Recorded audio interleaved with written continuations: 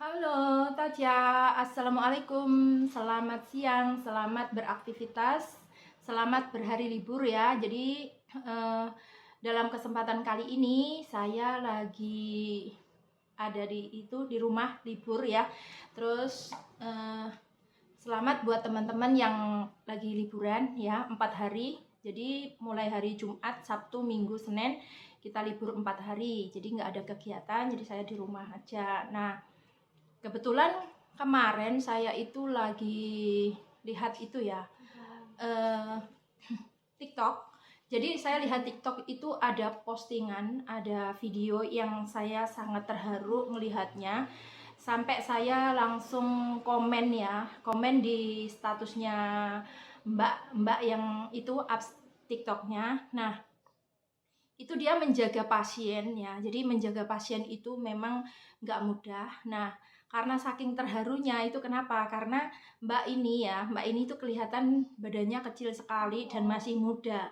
Tapi saya lihat cara kerjanya itu Mbak PMI ini benar-benar sudah banyak pengalaman ya. Jadi seakan-akan dia itu gimana, nggak ada beban mental, nggak ada beban berat atau gimana.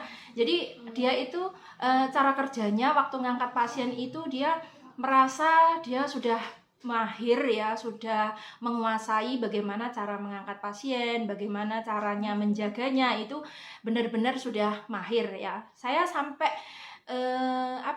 ngelihatnya itu benar-benar salut ya, karena badannya Mbak PMI ini juga nggak besar, nggak tinggi juga. Nah, saya lihat pasiennya ini tinggi, gede, kemudian dia stroke ya, stroke total, jadi nggak bisa bergerak. Kalau dilihat dari postur, dari kondisi tubuh Mbak PMI ini ya, kondisi badannya Mbak PMI ini benar-benar jauh beda ya. Seperti kita punya jempol ini sama jari kelingking.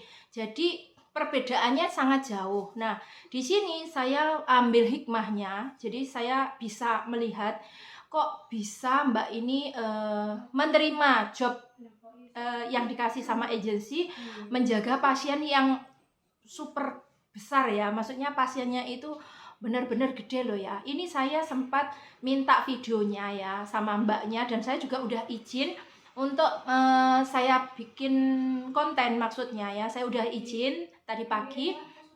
Kalau misalnya saya bikin konten gimana, katanya oke, nggak masalah loh. Kebetulan saya tadi juga sempat kenalan sama mbaknya. Ini bukan anak PMI saya ya, tapi PMI dari agensi lain. Nah, kebetulan dia kerjanya di Kaohsiung ya. Itu sudah 3 tahun. Terus dia 3 tahun itu jaga pasien, tapi saya lupa nggak nanya ama atau akong, saya nggak nanya.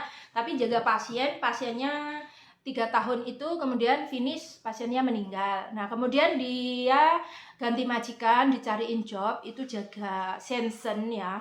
Shenzhennya umurnya sekitar 70 lebih. Nah, dia sakitnya stroke ya, jadi tidur di ranjang terus. Nah, dari sini saya tanya-tanya, Mbak, nah kamu selain jaga pasien ini, apa pekerjaan kamu? Saya bilang gitu. Dia biasa ya kerjanya bersih-bersih, kerjanya masak juga. Anggota keluarganya ada 4 kalau nggak salah. Berarti 5 sama Mbak PMI ini ya. Terus tinggalnya di apartemen. Jadi Mbak ini juga ada yang saya salut itu, dia kerja berat seperti ini. Saya sempat tanya, apakah kamu menerima gaji lebih dari pada umumnya, gaji umumnya? Katanya juga sama ya, nggak ada tambahan gaji. Jadi selain itu dia libur juga dipotong.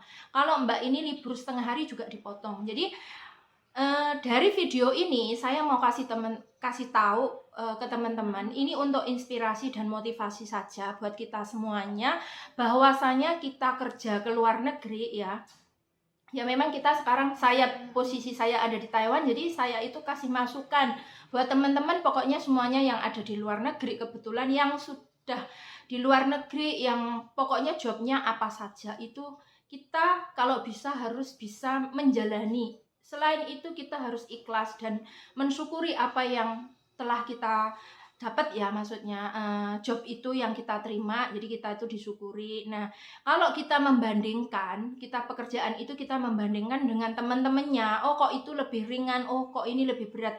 Jadi kita itu tidak boleh melihat ke atas ya, kita itu melihatnya ke bawah. Oh, di bawah saya itu masih banyak teman yang sekiranya sangat sengsara ya, karena memang masing-masing Mbak PMI itu jobnya beda-beda. Ada yang kerjanya kan biasa saja, ada yang pasiennya kadang baik tapi majikan nggak baik. Jadi semua ini tergantung kita yang menjalani gitu loh. Jadi kalau misalnya nanti nanti akan saya sertakan videonya ya, biar kalian tuh tahu, biar kalian bisa introspeksi. Nah, sekarang ini gimana kita introspeksinya? Kita melihat dari video ini, kita bisa melihat, bisa menyimpulkan, oh ternyata di luar sana itu masih banyak temen yang jobnya itu lebih berat dari kita, mungkin seperti itu. Nah, kalau kita bisa gimana ya, membandingkan, misalnya membandingkan dengan temennya itu ya, kita melihatnya kalau dibanding dengan kita ya, mungkin yang jobnya cuman biasa aja, memang ini super berat ya. Tapi ini salutnya lagi saya, Mbak ini bisa kerja sudah kontrak 1 tahun ya, dan dia bisa menerima job ini, dan dia juga santai, relax ya, jadi nggak terlalu terbebani. Makanya saya ambil contoh buat teman-teman semuanya, buat motivasi lah ya. Jadi nanti kalau saya misalnya kasih videonya, nanti di saat kalian lihat seperti ini ya, kalian jangan berkomentar yang negatif. Jadi saya hanya meminta doa dari teman-teman semuanya ya. Kita mendoakan saja ke Mbak ini khususnya ya, itu supaya Mbak ini selalu kerjaannya lancar, sehat, panjang umur. Karena kita kadang-kadang juga begini, pekerjaannya Mbak ini, jobnya Mbak ini belum tentu saya bisa, dan belum tentu teman-teman juga bisa. Jadi kalau teman kita yang seperti Mbak ini, namanya Mbak Tari ya, Mbak Tari ini bisa menjalani sampai udah 1 tahun, dia juga nggak pernah mengeluh, dia juga nggak pernah keberatan. Jadi apa salahnya ya? Jadi kita sebagai teman, kita juga bantu memotivasi dia, mendoakan dia supaya dia lancar, seperti itu. Jadi kita nggak perlu berkomentar yang enggak-enggak. Jangan mau, biasanya kan komentarnya kita sudah negatif ya, melihat postingan, kadang-kadang melihat temennya kerjaannya terlalu berat, itu kadang kita mikirnya, loh ngapain kita kok ke sini capek-capek, apa harus menyiksa badan kita, apa? Kita nggak boleh seperti itu, karena bagaimanapun job yang kita kasih itu ya mungkin semuanya sudah sudah diatur ya sama Allah mungkin ya. Oh kamu jobnya ini, kamu pekerjaannya ini, jadi kita itu tinggal menjalani. Nah, kenapa saya tidak boleh maksudnya kenapa saya melarang teman-teman untuk berkomentar yang negatif? Karena Mbak ini bisa menjalani sekian lama ya, nggak ada masalah. Jadi kita nggak perlu mengomentari yang jelek, jadi kita cukup mendoakan saja ya. Jadi supaya teman-teman juga bisa ya, bisa seperti Mbak ini juga. Terus lagi mungkin teman-teman yang di luar sana itu kalau majikannya mungkin masalah pelit, cerewet, bawel, itu sudah kebiasaan orang Cina, kebiasaan orang Taiwan sini juga. Pokoknya yang penting pasiennya nggak ada masalah, makan cukup, istirahat cukup, gaji lancar, itu sebenarnya juga sudah berterima kasih ya, bersyukur sekali. Karena kalau kita merasa semuanya kurang, kita itu pasti apapun kurang ya. Jadi kita nggak nanti lupa gimana cara kita bersyukurnya. Jadi buat teman-teman semuanya ya, pokoknya saya minta ya, pekerjaan kita itu dijalani dengan ikhlas ya, tidak perlu kita itu banyak mengeluh ya. Kalau kita mengeluh itu pasti bisa lah ya, namanya kita juga normal ya, kita kalau mengeluh itu pasti. Tapi kita lihat dulu teman kita itu gimana di luar sana, seperti itu ya. Jadi sampai Mbak ini ya, dia ngangkatnya itu bukan posisi yang seperti biasa, dia ngangkatnya itu posisinya sampai dia berdiri di atas ranjang. Lah waktu itu saya ngelihatnya kan agak aneh, kenapa Mbak ini, pikir saya dia sengaja karena dia mau di-up di TikTok ya, tapi ternyata Mbak ini cara merawatnya pasien, cara ngangkatnya itu memang harus berdiri di atas ranjang. Nah, saya tanya kenapa kok begini? Katanya memang pasien tidak bisa bergerak sama sekali dan kondisi pasien sama Mbak PMI ini jauh beda besarnya ya. Jadi kalau teman-teman, kalau kita itu misalnya menilai dari kita menjaga pasien yang beratnya 60, jadi kita harus carinya sekitar badan kita juga harus 60, belum tentu. Kadang kita badan gede tapi juga kadang ada yang nggak bertenaga. Kalau kecil tahu caranya, cara kita mengangkatnya gimana, cara kita menjaganya gimana, itu kan semua kita punya trik masing-masing ya. Jadi kalau misalnya kita mampu, kita bisa, apa salahnya kita tetap bertahan ya. Jadi nah ini videonya ini saya nanti akan kasih di konten ini ya, nanti saya akan sertakan. Nah, tapi saya juga harus kenapa ya? Saya hari ini juga mau pesan kepada, mungkin boleh kalian, saya akan ngomong Mandarin ya. Saya akan ngasih ungkapan isi hati saya karena bagaimanapun saya pokoknya terharu. Sampai sekarang saya terharu melihat Mbak ini. Jarang-jarang saya melihat video Mbak PMI yang merawat atau menjaga pasien yang seperti ini ya. Pokoknya saya jarang melihat. Sampai saya nanti mau bikin pesan ya pakai bahasa Mandarin. Kalian boleh share ke teman-teman atau mungkin kalian boleh tunjukkan ke majikan. Saya ngomong apa, bagaimana ungkapan saya, itu boleh kalian nanti share video saya, tunjukkan ke majikan atau gimana ya. Karena ini benar-benar saya ingin membantu mbak-mbak PMI semuanya untuk apa ya, mencurahkan isi hati. Nah, ini saya udah mau gimana ya? Udah berkaca-kaca juga karena saya benar-benar merasa kasihan juga sama Mbak ini ya. Udah nggak bisa ngomong apa-apa. Pokoknya saya akan ngomong bahasa Mandarin biar biar orang itu menganggap kita itu, menilai kita itu benar-benar hensingku ya. Kita itu repot, susah. Jadi menjaga pasien itu nggak gampang. Saya akan ungkapin pakai bahasa Mandarin ya. Jadi ini saya style videonya. Nah, mungkin teman-teman kelihatan ya, apa gini. Nah, seperti ini. Tapi dia kameranya tadi itu dia berdiri. Udah saya ulang kayak gini, maaf. Nah, 8, 你看我们的干护，他照顾你病人，就是这样子的方式。我看这个女佣真的很感动，她自己照顾，没有人帮忙。我们当干护在台湾真的很辛苦。这个病人很壮，胖胖的，蛮大的，但是他可以自己处理。我看的这个女佣，这个干护，她身体没有那么高，没有那么胖，可是她可以照顾，可以自己处理。所以我希望每个老板对我们的干护都是要好的，要关心我们，不要对我们很凶，不要对我们很小气。真的，我希望你们大家对我们的看护也是有耐心，我们大家都互相。如果我们没有印尼的看护，我们都不知道台湾的病人，台湾的老人家那么多，全部都很辛苦。我们有时候晚上24小时都不睡觉，我们都有时候吃不饱，还是我们都没有办法出去。但是这个事情我们就是知道来台湾就是要去工作，所以呢，今天我有机会跟你们告诉你们一下，想要跟你们讲一下，真的，当我们的看护不简单。我自己看干护真的很感动，我很感谢他。我希望他在台湾这里也是身体健康、平安。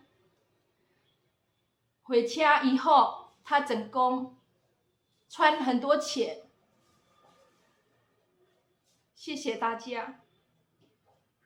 Jadi tadi saya mungkin teman-teman ada yang nggak paham, mungkin yang bahasa saya hanya gimana ya, saya hanya ngomong yang simpel saja ya. Jadi perwakilan teman-teman semuanya untuk biar majikan atau mungkin orang Taiwan yang melihat kita itu kita nggak dipandang sebelah mata ya. Memang menjaga pasien itu berat ya. Kalau kita mentalnya tidak siap, pasti kita nggak betah, kita nggak kerasan.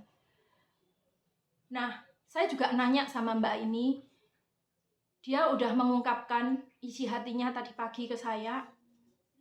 Dia juga nggak pengen dia pindah-pindah, karena dia kalau pindah majikan itu harus adaptasi lagi. Sedangkan majikan ini dia merasakan selama 1 tahun itu jadi menjaga atau juga mengerti kondisinya Mbak Tari ini. Jadi dia juga berterima kasih sama majikan yang sudah baik, anak-anaknya pasien yang sudah baik sama Mbak Tari ini. Seperti itu. Nah, jadi setidaknya video saya ini nanti bisa mewakili teman-teman semuanya. Ya, jadi kita juga harapan kita memang di Taiwan itu kita dapat majikan yang baik, pekerjaan yang baik, pasien yang baik, semuanya baik. Tapi apa boleh buat, ya? Semua sudah ada yang mengatur. Hanya saja video saya ini ya, itu untuk inspirasi dan motivasi buat teman-teman semuanya untuk introspeksi, ya. Introspeksi bagaimana kita menjalani pekerjaan. Bagaimana kita menerima pekerjaan ini. Ya, teman-teman semuanya. Pokoknya saya tuh selalu salut ya sama teman-teman yang di luar sana yang pekerjaannya kadang-kadang berat. Ada juga yang harus di kampung, ada yang di apartemen mewah tapi majikannya pelit, makanya serba diatur. Kadang harus kalau kita tidak minta beli sarapan atau mungkin apa kayak gitu juga majikan nggak ngerti. Jadi makanya ungkapan saya tadi itu setidaknya bisa mewakili teman-teman semuanya. Yang intinya itu saya meminta orang Taiwan atau majikan semuanya bisa mengerti kondisi kita. Ya, kita sudah hansingku, kita itu udah repot sibuk, ya susah menjaga pasien. Nggak ada semua orang bisa menjaga pasien yang seperti ini. Kadang kita 24 jam nggak tidur, ya. Jadi saya mohon kepada orang majikan atau orang Taiwan untuk memperlakukan kita itu juga baik. Kasih sayang juga, penuh kasih sayang. Karena majikan menuntut kita, kita juga harus menuntut majikan. Jangan majikan semena-mena sama kita, ya. Karena kalau nggak ada kita, ya pasien itu siapa yang mau jaga? Belum tentu majikan juga bisa menjaga. Walaupun lihat pasien-pasien itu kadang punya anak banyak ya, tapi mereka jarang ada di sampingnya. Malah kadang ada yang dititipin di panti jompo. Nah, dari sini, dari cerita saya ini ya, kalian boleh share atau mungkin ya setidaknya teman-teman tuh bisa tahu ya betapa sengsaranya kerja di luar negeri. Biar keluarga juga tahu pengorbanan kita itu gimana. Oke teman-teman semuanya, itu saja cerita dari saya. Mudah-mudahan bermanfaat bagi teman-teman semuanya dan khususnya Mbak Tari yang hari ini videonya saya bikin konten ya. Jadi mudah kita dan saya pribadi dan itu minta teman-teman untuk mendoakan Mbak Tari ya. Kalau kalian mau komen di konten saya minta kalian komennya yang positif, yang akan memotivasi atau mendoakan Mbak ini ya. Kita saling mendoakan. nggak usah kita komentar yang negatif, nggak penting ya. Kita itu semuanya butuh motivasi, butuh perhatian, butuh doa, bukan yang komentar yang sekiranya bisa bikin sakit hati ya. Jadi nanti videonya akan saya kasih di belakang ya, biar teman-teman semua tahu bagaimana sengsaranya menjaga pasien. Oke teman-teman, itu saja informasi dari saya, mudah-mudahan bermanfaat. Semoga teman-teman semuanya yang masih ada di luar negeri semuanya sehat, panjang umur, tetap semangat, tetap berdoa, jaga mood. Semoga Gusti Allah selalu memberkahi. Terima kasih. Wassalamualaikum. Bye-bye.